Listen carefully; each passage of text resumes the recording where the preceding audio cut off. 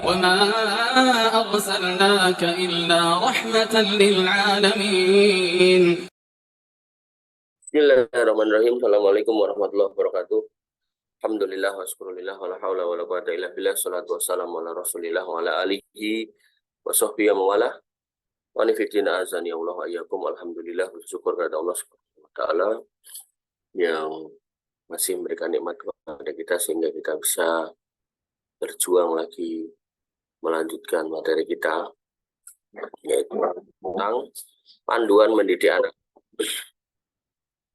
Ya, kita masuk di poin yang ke-15, yaitu membersihkan rumah dari permainan yang sia-sia dan alat musik. Permainan sia-sia dan alat musik. Ya, Nabi SAW pernah mengatakan, min husni islamil mar'i tarkuhu mala ya'nihi.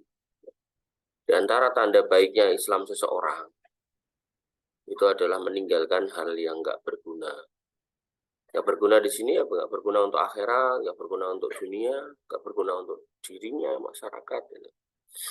Ya. Nah, di dalam hadis yang lain Nabi SAW mengatakan mayuridillahu bi khairan yufaqihu fiddin. Siapa yang Allah kehendaki kebaikan, maka Allah akan buat dia faham akan agama. Sehingga kalau dikaitkan dua hadis itu, ya kan? Kemudian ada hadis yang ketiga, man arada dunya fa alaihi bil ilmi wa man arada al akhirah fa alaihi bil ilmi wa man arada ma fa alaihi bil ilmi. Siapa pengen dunia pakai ilmu, pengen akhirat pakai ilmu, pengen dua-duanya pakai ilmu, maka tiga hadis ini kalau kemudian dikombinasikan berarti apa? Orang itu kalau hidup itu ya harusnya mencari hal-hal yang bermanfaat. Untuk apa? Untuk urusan dunianya atau akhiratnya. Kalau udah nggak bermanfaat untuk dunia dan akhiratnya, gitu kan, ya mendingan ditinggalkan. Dan itu menjadi tanda baiknya keislaman seseorang. Dalam Al-Quran dikatakan, sifat seorang mukmin itu wa anil lagwi mu'ridun. Orang Islam itu, orang iman itu, orang yang punya keyakinan kepada Allah Subhanahu wa taala dan hari akhir itu, yaitu meninggalkan hal yang sifatnya sendagurung. Tulanan sing ora penting gitu loh. Main game tinggalin gitu kan. Sekarang main game apa gunanya untuk dunia? Nggak ada. Buat akhirat apa? Saya meneh gitu. Kecuali atau gamenya itu game yang nanti misal kamu melangkah dari satu tempat ke tempat lain itu tapi dengan cara jawab soal akidah. Itu kalau ada kayak gitu kamu bikin game kayak gitu ya silakan. Jadi misal model-model kayak apa Mario Bros itu nanti kemudian naik ke tangga berikutnya untuk bisa naik lagi ke atasnya atau dapat poin itu dengan cara jawab soal akidah atau soal fikih, apa hukumnya ini, apa hukumnya itu bagus tuh. Jadi belajar sambil main ya itu bagus gitu. Sekarang kan ada sekolah alam itu kan, itu bagus. Tapi kalau kemudian nggak kayak gitu, cuma nge-game aja gitu kan, nah, nggak ada gunanya, sia-sia. Di antara hal yang tak kalah penting dalam keberhasilan mendidik anak adalah membersihkan rumah dari permainan-permainan sia-sia dan alat-alat musik. Jadi rumah jangan sampai ada alat-alat musik, serta segala sarana yang dapat mengajak kepada kefasikan, kejahatan, kedustaan. Nah, jadi ada orang tua yang dulu tukang mabuk, botolnya disimpan gitu kan. Udah nggak mabuk, ya nyimpan botolnya. Itu kan menyebabkan anak kemudian, ini botol minuman, bapak saya dulu minum ini. Bahkan ada sebagian orang yang udah ngaji, dia nggak pernah mabuk, tapi dia ngoleksi botol-botol bir gitu, botol-botol minuman keras, vodka gitu, itu juga jelek gitu. Ada yang ngoleksi apa bungkus rokok, padahal nggak ngerokok, itu juga jelek gitu. Sehingga dikhawatirkan setan pun akan turun dan tinggal dalam rumah tersebut. Nah, setan BCI itu, wah ada rokok model ini, rasanya gimana ya? Ada rokok rasa mangga, rasanya gimana ya? Penasaran. Oh minuman keras ada yang diekstrak dari buah cranberry, wah, gimana ya rasanya ya penasaran. Oh anggur tuh selain ada yang hitam, ada yang merah, ada yang biru, ternyata ada yang pink, nah, rasanya gimana ya? Hal-hal seperti ini nih akhirnya membuat hati manusia yang lemah itu bisa jatuh. Di dalam hadis yang diriwayatkan dari Salim dari ayahnya, jadi di sini nggak disebutkan gambar ya, tapi padahal termasuk di situ gantung gambar ya, termasuk gambar tokoh ulama gitu, itu juga nggak perlu ya. Kenapa? Jadi ketika saya sampaikan nggak boleh gantung gambar ulama atau orang yang dianggap solih atau habib atau apapun itu, Jangan kemudian langsung sentimen. Kita lihat larangannya dari mana datangnya. Nih, perhatikan nih. Di dalam hadis diriwayatkan dari Salim dari ayahnya, beliau berkata, wa ada Nabi Shallallahu Alaihi Wasallam Jibril farosa alaihi hatta istadda ala Nabi Shallallahu Alaihi Wasallam. Jibril pernah berjanji menemui Nabi, namun Jibril nggak jadi datang. Fakharaja Nabi SAW, kemudian Nabi SAW keluar rumah. Falakiyahu fasaka ilaihi. Kemudian Nabi menemui dia dan mengeluh kepadanya, mawajada gitu. Kenapa gitu kan? Kok kamu nggak datang? Faqala lahu inna lanadkhulu kami, kata Jibril, para malaikat nggak mau masuk baitan rumah fihi suratun wala kalbun. Yang di dalam rumah itu ada gambar yang digantung, lukisan, dan juga anjing. Berarti ini siapa yang melarang ini, gitu kan? Atau di sini menceritakan tentang siapa? Nabi dan Jibril itu loh.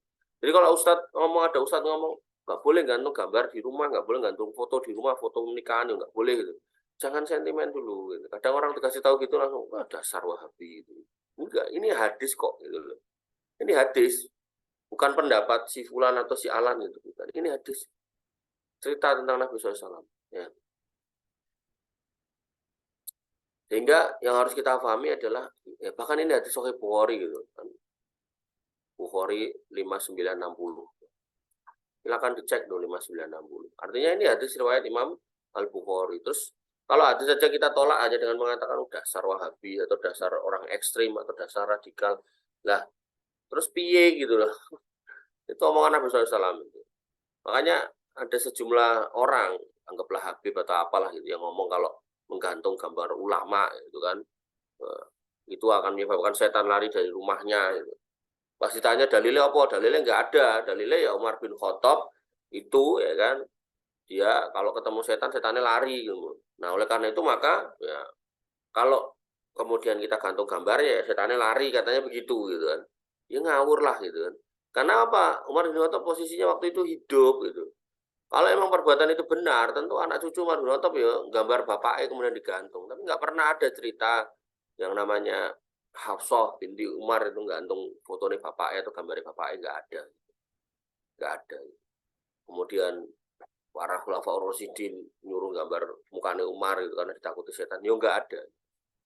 Maka itu benar-benar sebuah ajaran yang keliru ya gitu. Dan kita nggak boleh ta'asub, nggak boleh ta'asub. Pokoknya nggak usah ngomong kiai kaya atau habib kaya atau ustadz kaya aku manut. Bu opo wae zaman aku manut. Ya enggak lah, kalau udah jelas-jelas bertentangan dengan Al-Qur'an dan hadis ya kita tinggalkan gitu. Mau itu habib, mau itu orang biasa, mau itu kiai, mau apa ya kita tinggalkan. Enggak kemudian kita taklid Buddha itu namanya. Enggak bisa, hadis itu Sahih Bukhari. Lantas bagaimana dengan mayoritas rumah kaum muslimin saat ini yang dipenuhi dengan berbagai gambar, sarana visual, gitu, yang bisa menimbulkan fitnah bagi pria dan wanita, seperti alat-alat musik, termasuk permainan sia-sia dan alat-alat musik. Tidaklah ini sangat mengundang turunnya setan dan menjauhkan malaikat. Lihatlah rumah Nabi SAW yang Jibril pun nggak mau masukinya lantaran ada gambar dan anjing. Padahal sebagian kitab itu menjelaskan anjingnya itu nggak di dalam rumah. Nggak mungkin Nabi SAW menaruh anjing dalam rumah. Jadi anjingnya itu cuma di depan rumah. Sehingga Nabi SAW memerintahkan untuk mengeluarkan anjing. Bahasa mengeluarkan di sini ternyata seolah-olah anjing itu di dalam rumah. Nah, kita baca nih. Dari Abdullah bin Abbas berkata telah menceritakan kepadaku Maimunah bahwa pada satu pagi Rasulullah SAW kelihatan diam karena susah dan sedih. Maimunah berkata, ya Rasulullah, aku heran melihat sikap Anda seharian seperti ini. Apa yang terjadi? Nabi menjawab, Rasul berjanji, Jibril berjanji akan menemuiku tadi malam. Ternyata dia tidak datang. Ketahuilah dia pasti tidak menyalahi janji kepadaku. Jadi Jibril nggak mungkin ingkar janji. Demikianlah Rasul SAW tampak susah sedih sehari itu. Kemudian beliau melihat seekor anjing di bawah tempat tidur kami. Lalu beliau menyuruh mengeluarkan anak anjing, jadi dalam rumah. Kemudian diambilnya air lalu dipercikannya bekas-bekas tempat anjing itu. Ketika hari sudah petang, Jibril datang menemui beliau SAW. Beliau berkata pada Jibril, kamu berjanji akan datang pagi-pagi. Jibril menjawab benar, tapi kami tidak dapat masuk ke rumah yang di dalamnya ada anjing dan gambar-gambar. Oh, berarti memang di dalam rumah. Dan Maimunah ini adalah istri beliau Shallallahu Alaihi Wasallam. umul mukminin. Mengeluarkan anjing dan memotong-motong karpet yang di dalamnya gambar makhluk bernyawa. Jadi kalau kamu beli spray, karpet, beli sarung bantal, jangan yang bergambar-gambar makhluk bernyawa.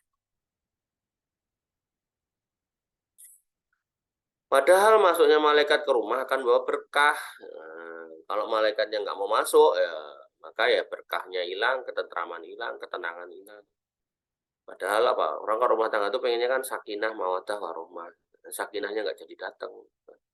Kalau sakinahnya nggak jadi datang, maka pasangan suami istri itu mawaddahnya itu nggak akan muncul, otomatis ya di dalam rumah itu rohmahnya juga nggak akan ada. Walaupun penghuninya namanya rohmah. Gitu. Sedangkan masuknya setan ke dalam rumah akan membawa kegalauan. Jadi ibaratnya gini loh, setan sama malaikat itu kayak air sama minyak, nggak akan ketemu. Kalau setannya ada, berarti malaikatnya pergi, malaikatnya datang, setannya lungo. Sehingga kalau setan, malaikatnya nggak ada, yang masuk ya setan. Nah rumah yang kemudian dipenuhi dengan setan, ya disitulah kemudian rumah itu akan ya, galau, guncang, bahkan penyakit-penyakit kejiwaan. Makanya orang-orang sakit jiwa itu, ya walaupun nggak semua ya, sebagian itu kalau di ru'yah itu ada setan, kesetanan ini. Ya, maka ini yang harus dipahami. Karena itu bukanlah suatu hal yang aneh jika orang-orang yang rumahnya seperti ini banyak mengeluhkan penyakit-penyakit di atas. Ya, suatu ketika pernah ada seorang akhwat itu ceritalah tentang rumah tangganya yang gini dan gitu. Terus, nah saya berusaha untuk mencoba memberikan masukan, gitu kan. Nah, tapi kok nggak ada perubahan, gitu lagi, gitu lagi, gitu lagi. Terus pertanyaan saya, intinya waktu itu keluhannya suaminya yang nggak sholat atau sholatnya nggak teratur gitu loh, nggak tertib gitu. Nah, kemudian saya nanya atau saya nyuruh gitu, coba rumahnya kalau ada foto-fotonya diturunkan, kalau ada patung-patungnya disingkirkan. Nah, barangkali dengan begitu nanti obrolan dengan suaminya makin enak gitu, makin santai gitu. Jawaban beliau langsung, wah nggak bisa kalau itu Pak Ustadz. Lah kenapa? Karena itu kita tinggal di tempat mertua dan mertua saya itu kolektor patung. Ah ya wis. Ya pindahlah kontrak gitu. Suami saya nggak mau gitu. Duh angel ini. Terus habis itu nggak pernah ngobrol lagi, terus begitu kemudian ngobrol lagi atau dia tanya lagi, tapi tanya yang lain, kemudian ya saya tanya balik, yang urusan kemarin gimana gitu, kata beliau, saya udah cerai kok dengan si Fulan ini. Walah, jadi dia nggak mau pusing gitu loh mikirin laki-laki yang ongel sholat gitu, dia langsung wes pisah wae mas gitu. Karena kadang itu orang tuh nggak sadar, kiranya masalahnya itu antara dirinya dengan suaminya, ternyata enggak, ternyata tadi tuh lingkungannya, ya lingkungannya. Ada juga seorang pemuda di Jakarta, dia orang Medan, Cina, kebetulan Islam. Keluarganya atau saudaranya di Jakarta, Cina, kafir, Kristen atau apa saya nggak tahu.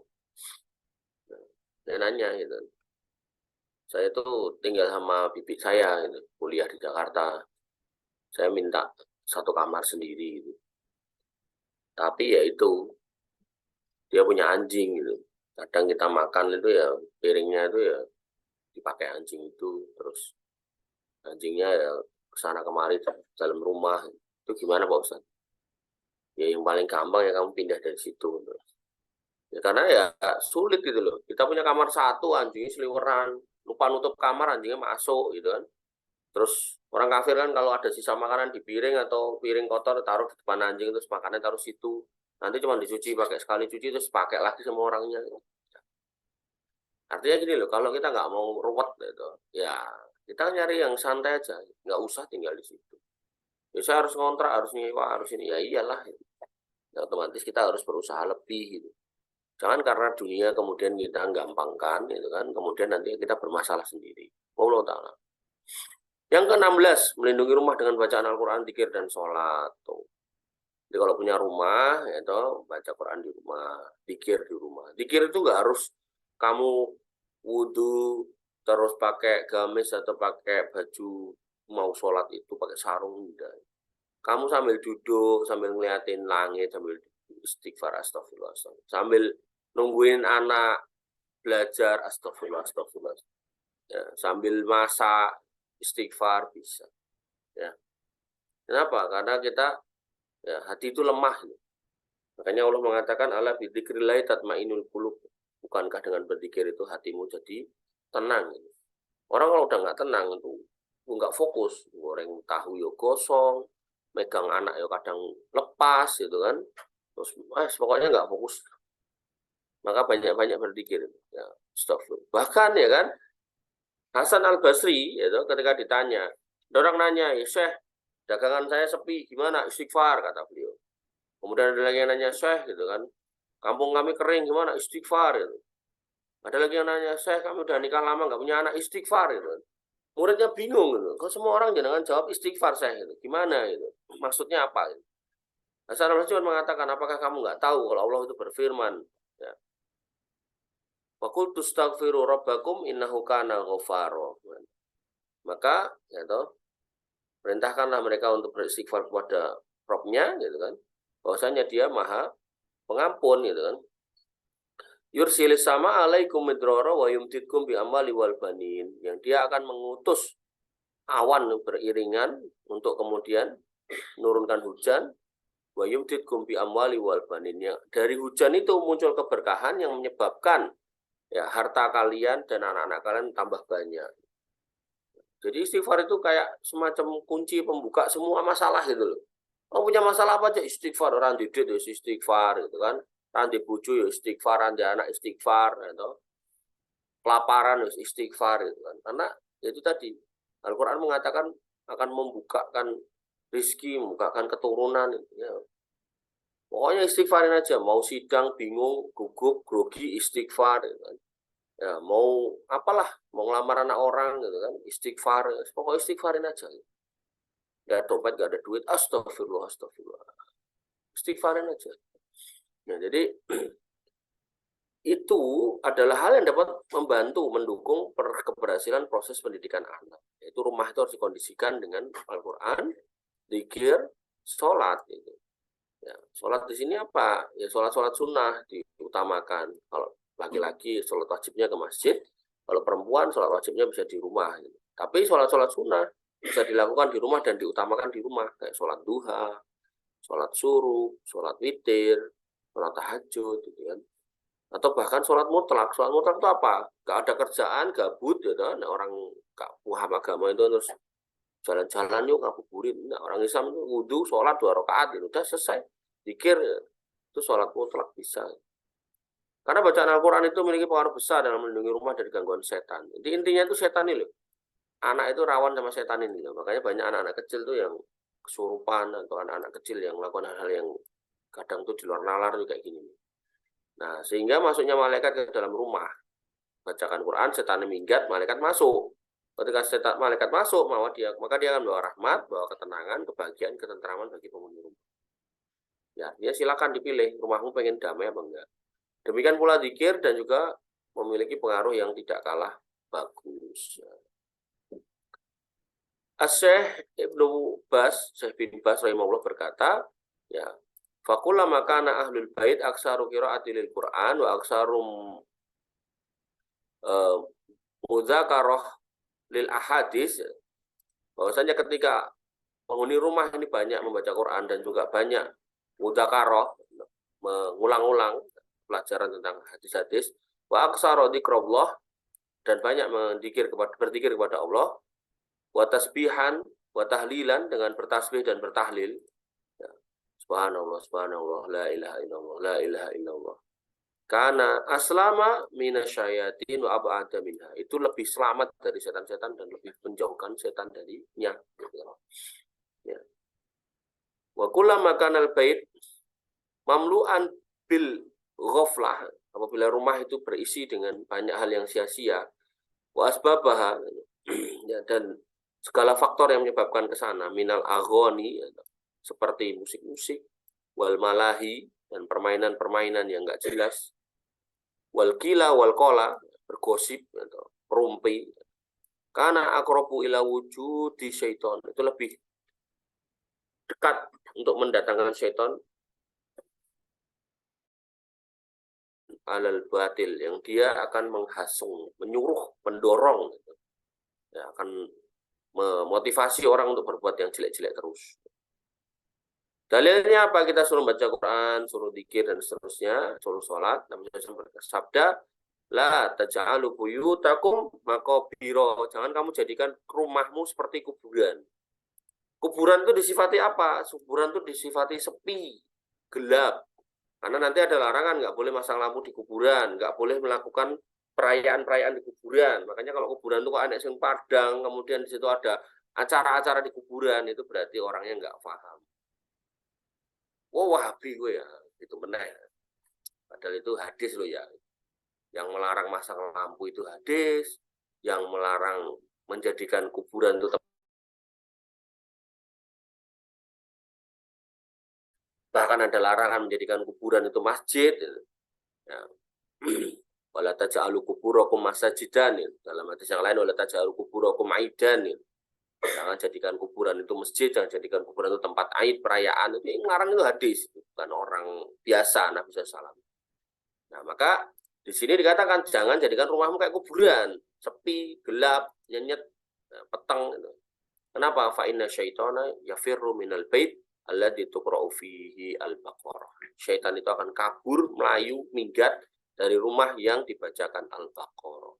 Berarti kalau dibacakan al-baqarah menyebabkan setan tidak sepi, rumah tidak sepi kayak kuburan. Atau mafhum mukhalafahnya berarti orang di kuburan nggak boleh baca al-baqarah atau ayat Al-Qur'an. Kenapa ya? Jadi rame gitu. Karena perintahnya baca Al-Quran, ada wabil khusus dalam hadis ini Al-Baqarah adalah fil bait, di rumah. Ayo, yang punya keyakinan baca Quran di kuburan, perhatikan dulu di sini. Kalau kita mencerna di sini dengan benar, kita menghayati sebuah hadis dengan benar, insya Allah pemahamannya itu nggak luput. Jadi di sini jangan jadikan rumahmu kayak kuburan.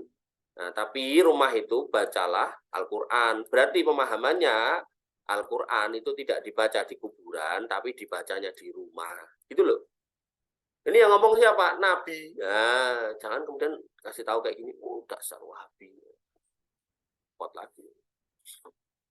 Nah.